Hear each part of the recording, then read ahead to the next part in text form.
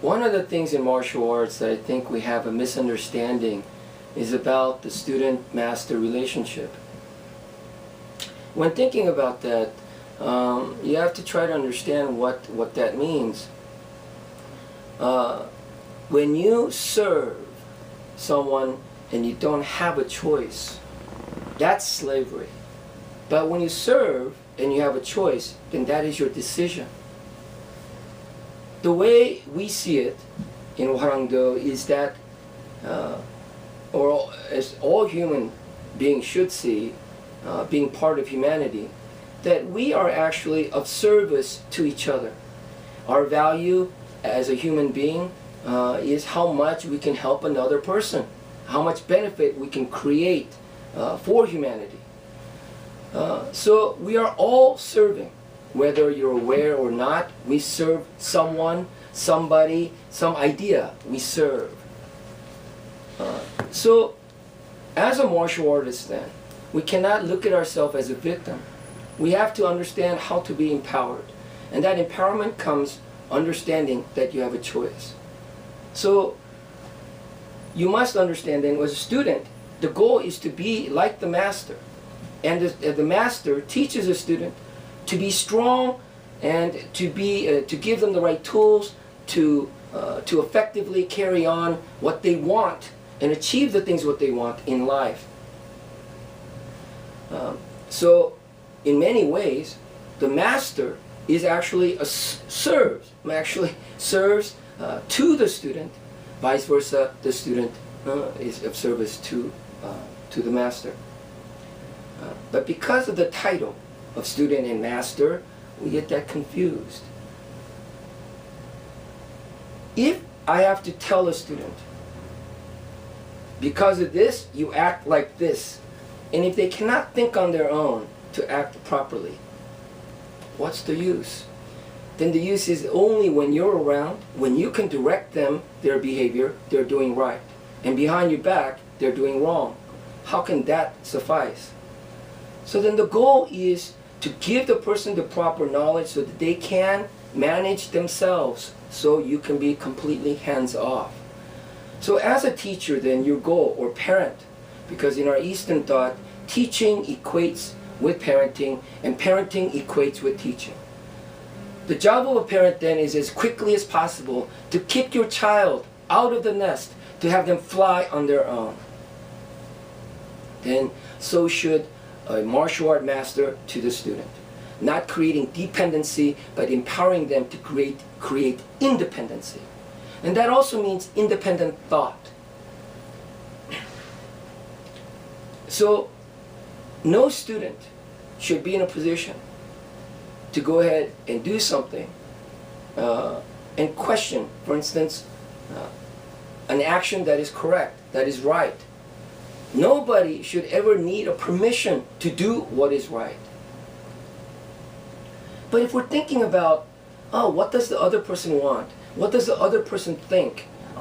And thinking that vein, then now you're confused. Because right, you have to understand for yourself. You have to do for yourself what is right. What you believe to be right. Once again, that is a choice. You've accepted, you processed, and you believe in this idea, principle to be correct. So you follow that path. Whether your teacher, your subordinate, or your senior tells you one way or the other, should not sway you from what you believe to be correct, what you believe to be right. When I mean right or wrong, this always has to do with the idea of morality, right? What is my moral obligation? And you have to think always in that way. Then what is the best action, course of action can I take to create the best result? So in doing that, one must freely think and be able to serve accordingly to their master by doing what is right without needing approval or validation. Laws, rules are not created for the most intelligent. It's not created for the people who are moral, who are ethical. It's created for people who are not virtuous. It's created for the lowest denominator. So they are silly rules For instance, why a child, when we put a gum underneath it, why can we not chew gum in classroom? What's wrong with chewing gum? As long as you don't make loud noise, as long as you don't spit it out on the floor, you should be okay. But it takes one child, one student, to take that gum and stick it under a seat or stick it under a table. And now everybody has to suffer the rule. No gum chewing in class.